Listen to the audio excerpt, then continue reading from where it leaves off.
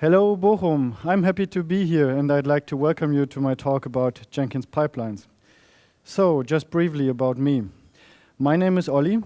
I'm working at Cloudogu, and I've had different positions there. I used to work as a DevOps engineer in the team back in the days, or 1 year ago approximately. And now I typically take care of potential customers in proof of concept projects, for instance. So, when I'm not coding, I'm organizing the local Java user group, for instance, and organizing community conferences. And I also enjoy fitness. And sometimes even, I combine both. For instance, as in next week, when there is Javaland, and we do a freeletics session at the Javaland. So you're in. Awesome.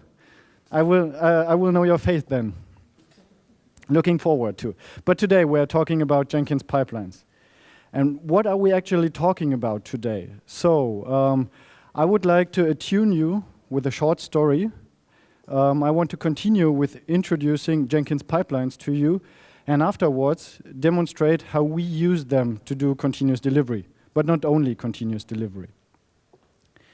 So, please raise your hand if this appeals to you. Wow, great. Kudos to you all. So, nobody ever has the intention of doing monotone work. So we could actually get rid of it, can't we? But there must be some tangible reasons. And I claim there are exactly 3 of them. So it's about efficiency, of course. Effort and duration matter, so reacting fast and saving human work. But it's also about quality, so you are not so error-prone. Machines luckily comply to all our commands, but sadly do not comply to our intentions. And of course, automating can be fun. Hands up, who has ever experienced it oneself? Oh, great, great. So, but automation is at the core of digitalization. So it is about automation, about optimization, and about exploring opportunities. So, and we as engineers have responsibility for working products. And sometimes it is obviously from an intuitive stance why automation is a good idea. But sometimes it's even crystal clear, at least in hindsight, as is the case with Knight. Just another sign of hand. Who knows the story of Knight Capital? 1, 2, okay, great.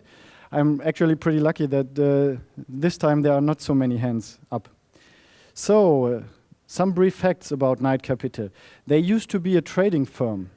Back in the day, it was at the end of July in 2012, they had approximately 3.3 billion transactions a day. And they traded approximately $21 billion a day. And they had 17% of the volume of the trades on the New York Stock Exchange and on NASDAQ. And they had approximately 365 million in cash or equivalents, at least at the end of July. But starting with August, there were new regulations in place which Knight had to comply with. And they had to adapt their algorithms. And the changes they made at the algorithms were done in time, and they were even rolled out in time. But the story went different a little. So it rather developed into an epic drama, and Knight provided an individual answer to the question of what is the cost of bad culture? There were 8 servers operating the software of Knight Capital, but there were no written statements for the engineer to deploy the software on the servers. And moreover, he was alone. There was no peer verification. And this engineer did a good job. He did 7 of 8 servers perfectly well, but not the 8th server. Additionally, the software engineers did a mistake. So they reused an old feature.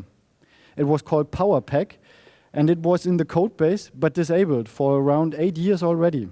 And they reused that code to develop the new feature for the new regulations. So 7 of 8 servers running with the new good code, 1 server running with code that is 8 years old, but has been essential because it was about stock stuff. It was for the limitation of orders. So, at the 1st of August, there were many sweat beads because starting from 8 o'clock, there was the first action on the stock market, pre-trade activity. And the engineers suddenly received emails about the Power Pack feature being disabled, but nobody knew it since it was disabled already for 8 years. Starting from 9:30 local time, stock market opened. And 7 servers traded validly, and approximately every 8th order resulted in abnormal behavior at the stock market.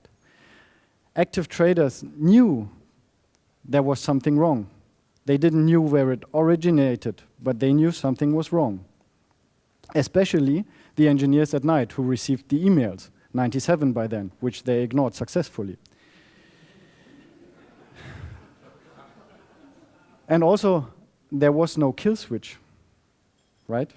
So there was this live stock market, and the engineers had to debug all the problems at the live stock market. And they even made the problem worse because they started to shut down the systems, but they shut down the healthy systems. And so more and more of the orders went through the wrong system, and the problem even got worse. But the engineers needed 45 minutes to resolve the problem. By then, approximately 50% of the trades went through the systems of Knight Capital, according to the 17 they usually had. And then they produced a loss of $465 million. Just a short recap, they had 365 million in cash, which means they went bankrupt within 45 minutes. And I now claim that deployment automation in the sense of continuous delivery would have resolved that problem, or it would have prevented it in the first place. Although, to be honest, in this special case, there might be more mistakes that could have been prevented. If you are interested in the details, there was someone writing up the story in a little more detail. So, upon closer examination, you'll discover various mistakes, which normally is a good thing, because experience usually comes from mistakes. So it might be a truism, but you all do mistakes. We all do mistakes. I have done so many mistakes, but you can't change that you have done them. The only influence you have is what you learn from them. So be grateful for mistakes and make your environment a little better. That is, over and over again. As Sandra mentioned earlier, it's all about continuous improvement. And I claim the technical part of continuous delivery is the easy one, but adapting a culture, a narrow culture, that allows for the change and for the experience to happen, that is the hard part. So, hopefully the engineers at Knight Capital also learned a lot. For instance, that automation is a good idea. And you all know what now comes. It's about Jenkins, and I like Jenkins, and it's a valuable tool. You can click through a UI, and you can have all the things you desire. That basically looks like that. I presume most of you know that. But frankly, using a user interface to build a build job, is there no better way than just a UI? I mean, if you only had one build job, everything would be okay. However, still, changes are not traceable. They are not written somewhere, so you cannot review them. You cannot validate them, and moreover, you cannot easily roll them back because there is no change log. So, I like this meme, that's why there is another one. The answer is obvious, right? The answer is Jenkins Pipelines, also known as pipelines as code or the magic Jenkins file. And these are the official links. They have really extensive documentation. You find all the stuff in there, but the most important parts are in the slides. So, there also is an accompanying article series. So a colleague of mine, Johannes Schnatterer, wrote 4 articles on that topic. And what we discovered was that these articles were written pretty often. So we decided it might be a good idea to make it into a talk. If you download the slides, you'll find the links there. And now we are coming to the basics.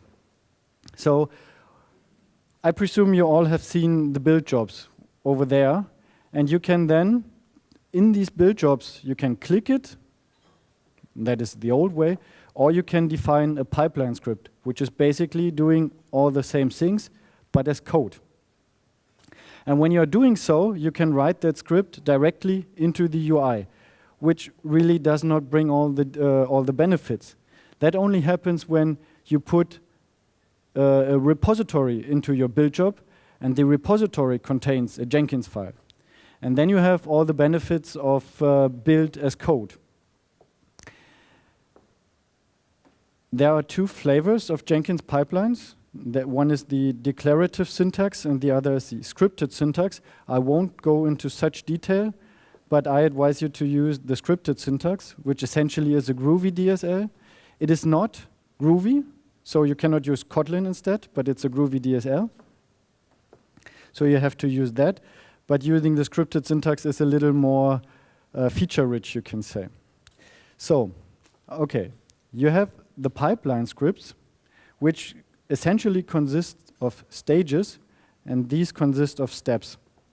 And what they actually do is they are the build. So steps are the core part of the build job. So you normally need to check out your code.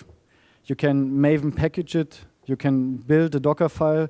You can push something with kube control, or you can do some shell magic. Really, it's up to your fantasy. But you normally do these things clustering them to logic stages, which you then name, for instance, build, test, or deploy, according to what you actually do. And the more plugins you have installed, the more features you can use at a higher level.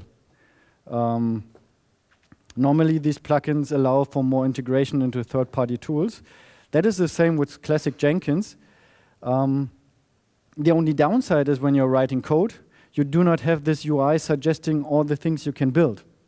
So that's why there is help in build. What you see is what you get editor, you can say. So you can use the classic view. Everybody using Jenkins will recognize this view, and you can reuse such steps which have normally been post-build actions, for instance. And then what the help does is it generates the code for you. So if you're migrating from classic Jenkins to Jenkins Pipelines, you can use this editor to help you build the pipelines as code. And also there's more details with the steps reference, and sometimes functions are provided as global variables. They are defined as well. There is one catch though. Not every feature works with Jenkins Pipelines out of the box. The developers of these plugins have to comply to some conventions to make them work in Jenkins Pipelines. But if you're really interested, most of the common plugins really work. Details can be found on GitHub. So if you're new to Jenkins Pipelines and you're trying out the stuff, what you normally want to do is change pipelines a lot. And you do not need to commit spam your repository. You can use the replay feature. Because I'm guilty, I have commit spam my repository because I didn't know that feature. What you can do is you can just replay a pipeline and then inline change the Jenkins script so you can rerun it with another code.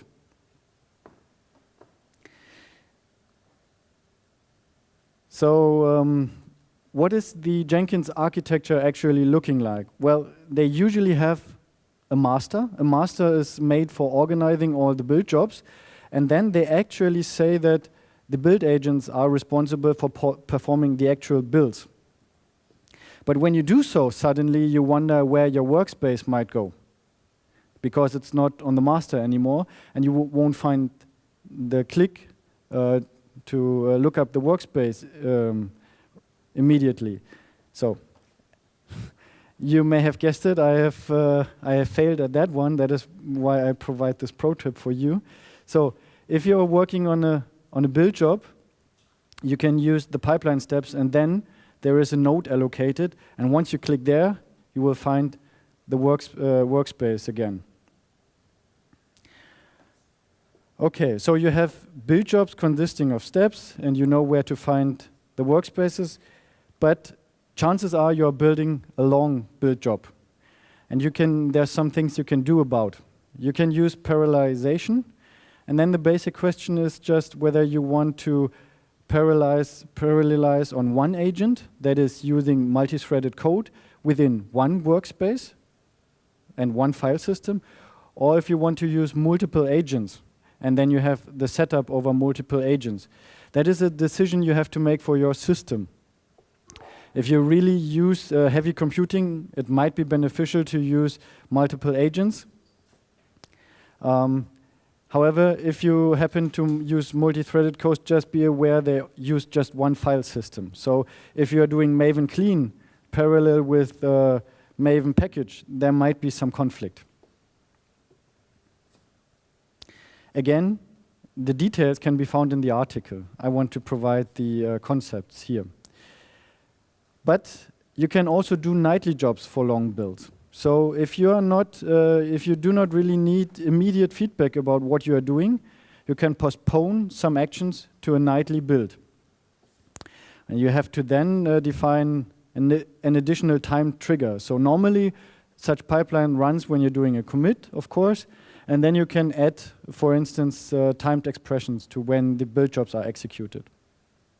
That means you need to differentiate by the build cause. That is, some code is only executed depending on the build trigger. You can use the build causes, and you must be aware of the fact that you will only get feedback at the next morning. And if you're like me, if you do not like to make up your mind about cron expressions, you can use cron maker. Pretty helpful tool. It also works both ways. You can say, I want a cron expression that triggers every, I don't know, Sunday at midnight. And you can also put in a cron expression and it says when it's going off next. So pretty helpful tool. So your chances are you're having a long build, and depending on what you actually work on commonly, chances are you also have similar pipelines. And because we have code, we also want to do clean code, and that is why we don't want to repeat ourselves. And that is why we want to employ reuse. You now have two basic choices for reuse. That is, you can load an additional Groovy script. So I've said Jenkins Pipelines is a Groovy DSL, so you can reload more Groovy script, but you're limited somewhat. Or you can use a shared library, which actually loads a complete pipeline repository, which honestly offers more features. That is why we typically advise to use shared libraries. You can also find some of them online. So if you use Google, for instance, you will find some. You can find some of these shared libraries at our GitHub project. And in the sense of don't repeat yourself, I really suggest you use such shared libraries because they can also be tested. So you can test your build code. However, when you do so, you need to declare the shared libraries in the Jenkins once, and you have to include them in the Jenkins files, and the details can be found in the article. So back again to this slide, we've seen it already. So basic concept is that you plug build agents into your Jenkins master, normally by using SSH or JNLP. But what happens is that you need to have agents that are capable of executing what you actually want to execute. Meaning, if you want command X to be executed, you need an agent that is capable of that. A little more precise, what that actually means is if you want to perform npm build or npm install, you need npm installed on that build agents. However, I find this a little too tightly coupled. Meaning, if you change something in the Jenkins file, or if you change something at the build agents, it might not work anymore. And that is why I claim there is coupling. And as software engineers, we all know coupling is not a good thing. And that's why we can use Docker. Containerization is a good way to resolve the coupling, meaning you only install Docker at the build agent, and then you can run everything in Docker. And the only thing you have to take care of is providing Docker at the build agent. So you can run NPM in a Docker file, you can run Maven in a Docker file, and also you can reproduce all these tests locally because they're running in Jenkins, they're running in Docker files. But Docker comes with its own limitations. So if you run npm install in your build, you have to make sure that you mount the caches into the container, obviously. I'm not stating something completely new here, you just have to be aware of it. And I also like the tweet. So you're running Docker on your build agents, but that actually means your Jenkins master has somewhat of root access to your build agents. Your build agents shouldn't therefore run a database, because if you have root access to the build agents, you can do crazy things. So use dedicated servers as build agents. Jenkins also helps you with some security out of the box if you use credentials. Using credentials can actually not be prevented if you're using the classic UI, but chances are there, when writing code, you could, I mean, nobody ever would, but you could put a password into a Jenkins file. Have you ever tried to search for password on GitHub? Hands up. Who has tried it? Yeah, you should all do that. So never put secrets into the Jenkins file. And I know nobody will ever do, but I just felt that it's important to mention it. So what Jenkins actually does is it has some inbuilt security, and that really depends on whether you have a file type secret or a text secret. And it basically revolves around writing the information into an environment variable temporarily at the server. If you're interested in the details, look up the credentials, but important thing is have in mind to use credentials. So far we have actually talked about everything at the concept level being important or, for continuous delivery, at least from the Jenkins side. And what does deploy actually look like? Well, that really depends on what products you are working on. It could just be pushing a Docker image or deploying a Maven jar.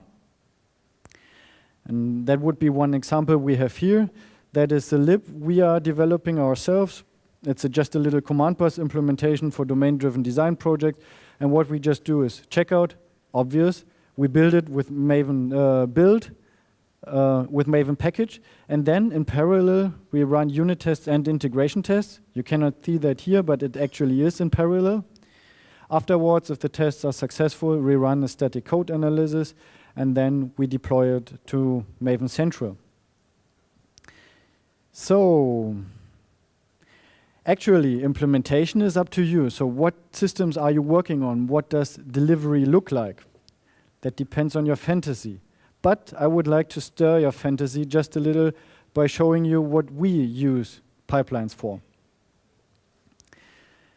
Just a brief overview of what we do in order to understand what we do with pipelines.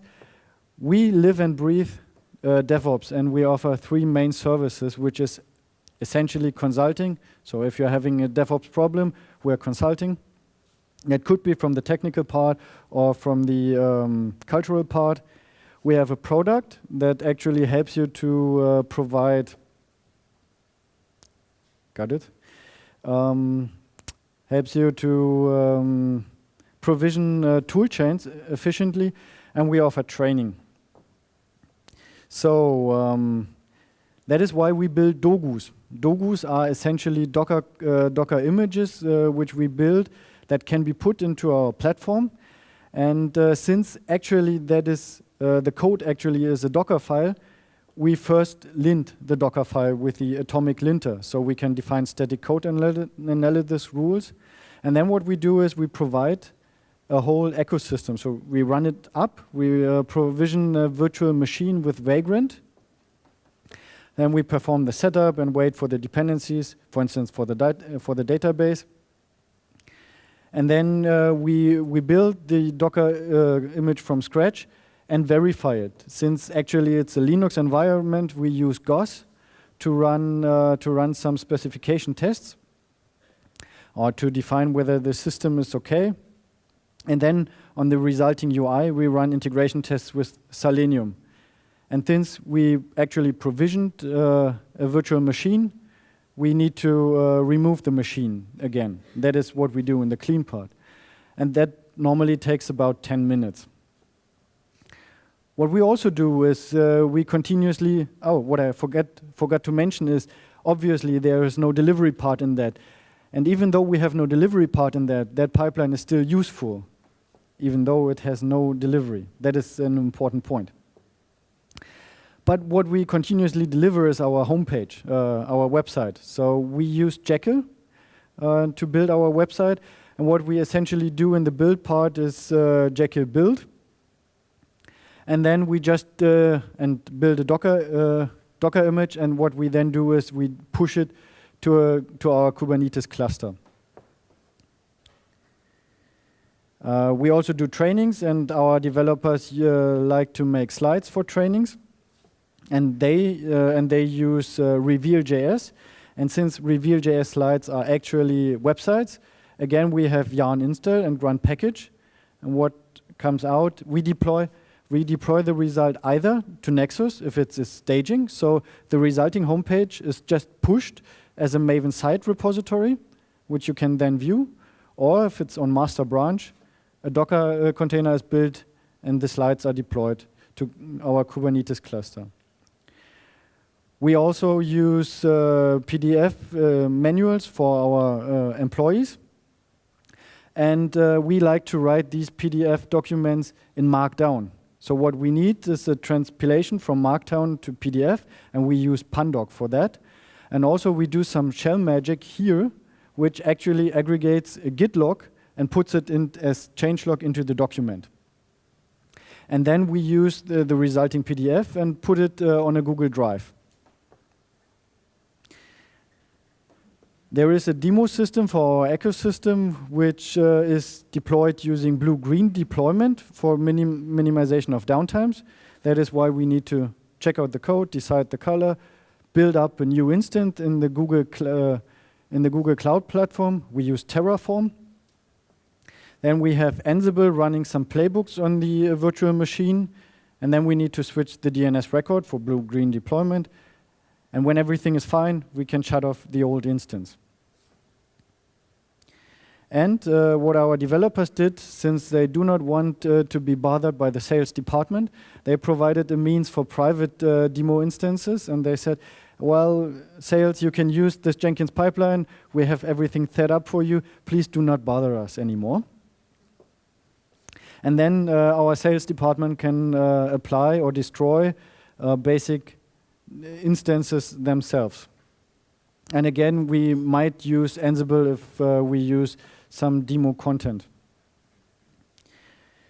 So, to wrap it up from the content part, Jenkins Pipelines actually is still the same as Jenkins. It's Jenkins as code. You will normally group your steps into stages. You can use the code generator for exploration. You do not want to repeat yourself.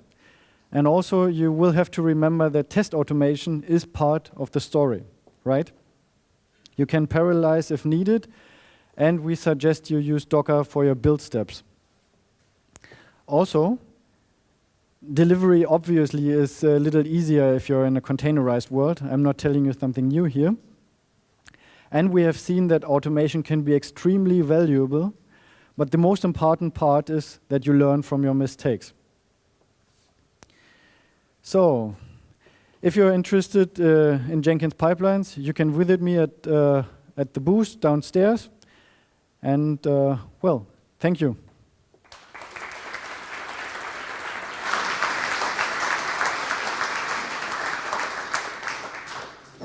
So, thanks for your talk. Who has questions for Oliver? Okay. Gary.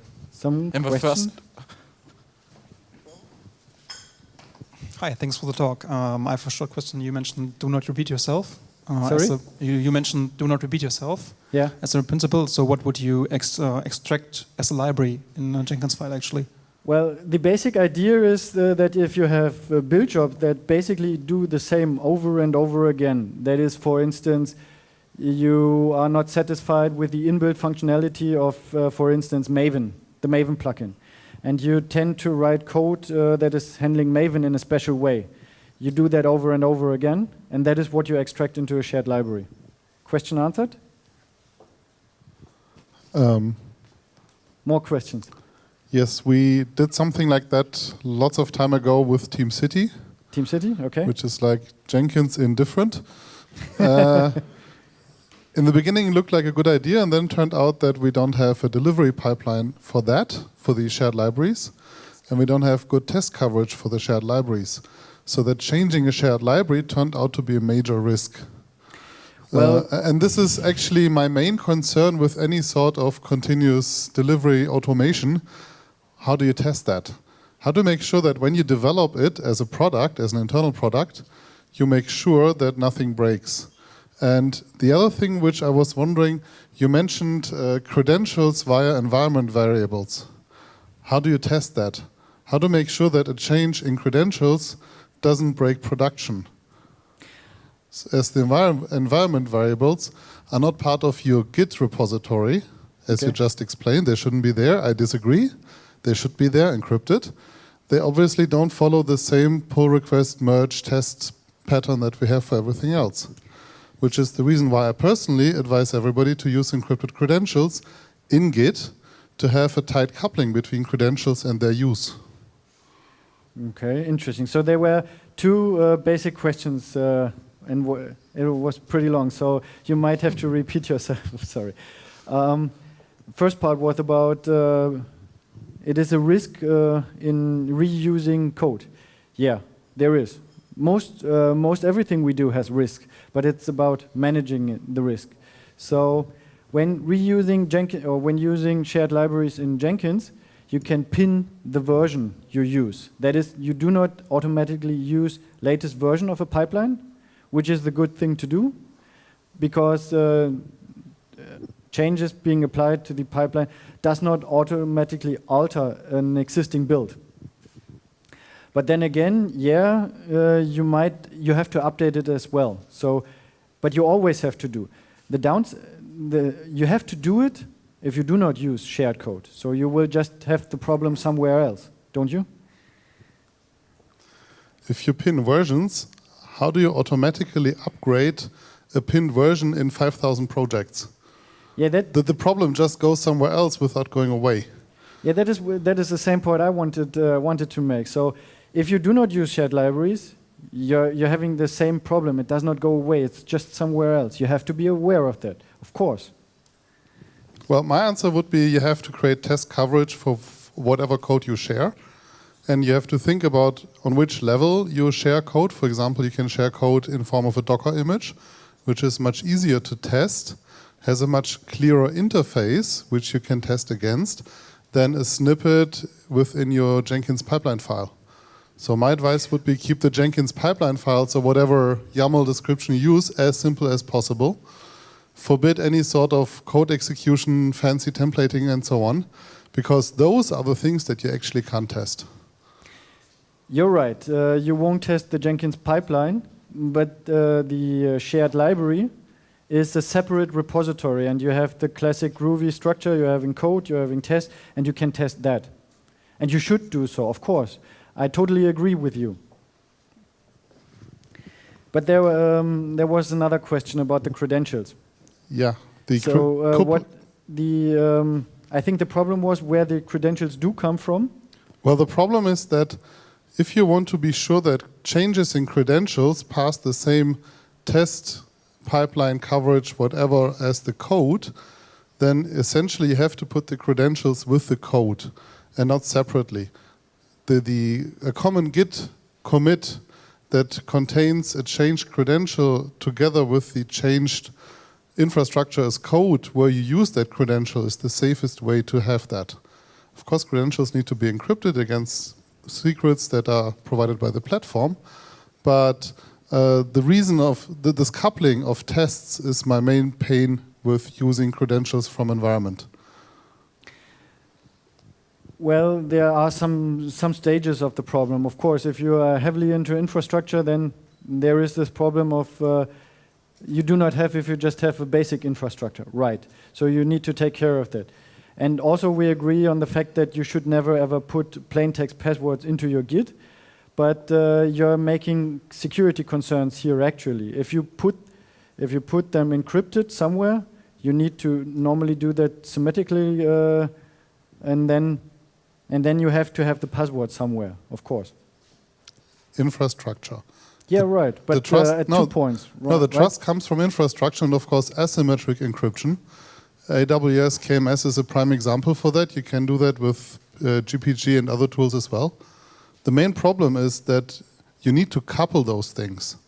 If you have decoupled changes, for example, somebody changes a secret in your environment configuration, not only doesn't that trigger the next pipeline run, so that the next code change will run with a different set of environment variables that suddenly have a changed behavior in production, because the person who changed the environment variables forgot to push the button to trigger the pipeline.